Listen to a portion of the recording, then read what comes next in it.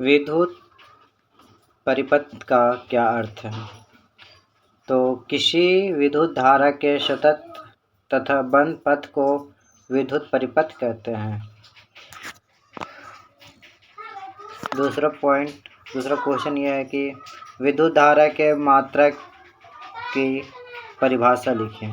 तो विद्युत धारा का एसआई मात्रक एम्पियर होता है और 1 एम्पियर विद्युत धारा की प्रवाहित मात्रा है जो 1 कूलॉम आवेश के किसी चालक से 1 सेकंड में प्रवाहित करता है।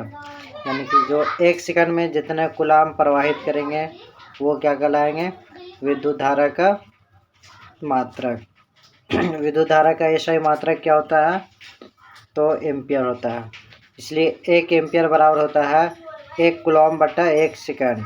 तीसरा क्वेश्चन है 1 कूलॉम आवेश की रचना करने वाले इलेक्ट्रॉनों की संख्या की परिकलन कीजिए।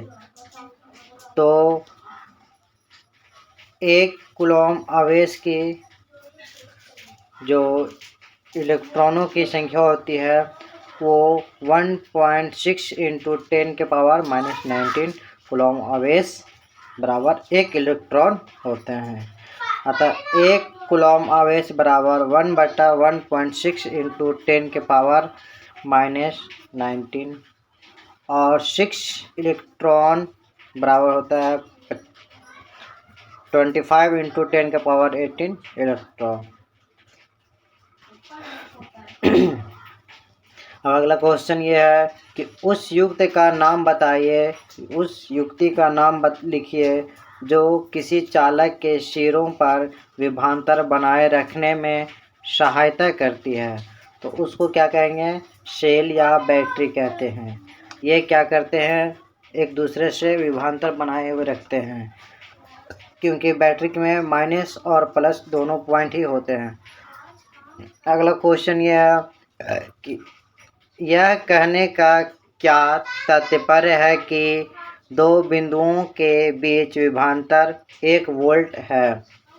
तो इसका आंसर ये है कि 1 वोल्ट विभवांतर का अर्थ है कि एक बिंदु से दूसरे बिंदु तक 1 कूलॉम आवेश को ले जाने में 1 जूल कार्य किया जाता है।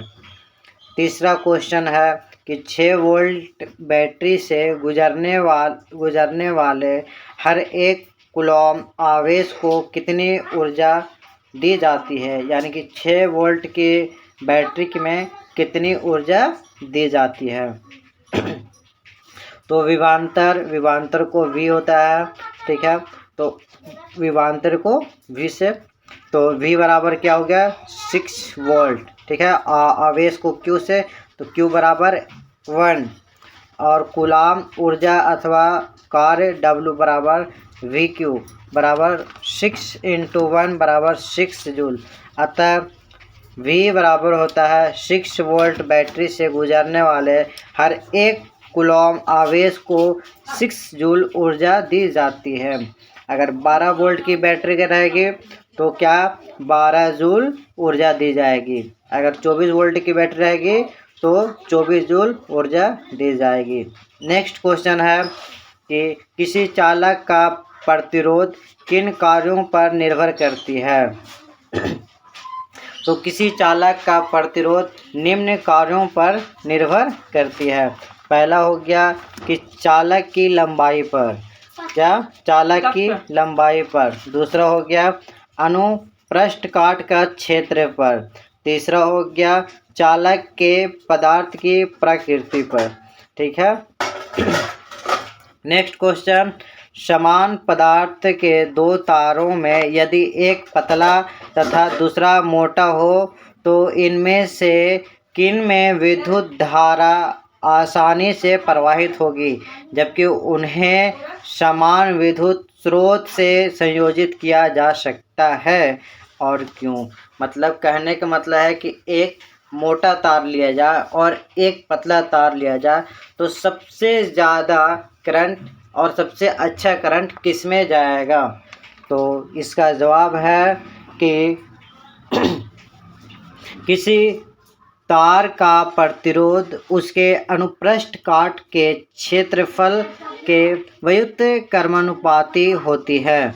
जो तार मोटा है उसका अनुप्रस्थ काट का क्षेत्रफल अधिक होता है, अतः प्रतिरोध कम है।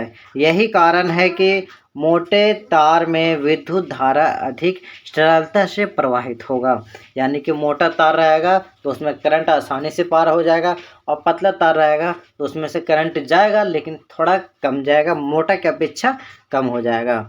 नेक्स्ट क्वेश्चन अगले वीडियो में।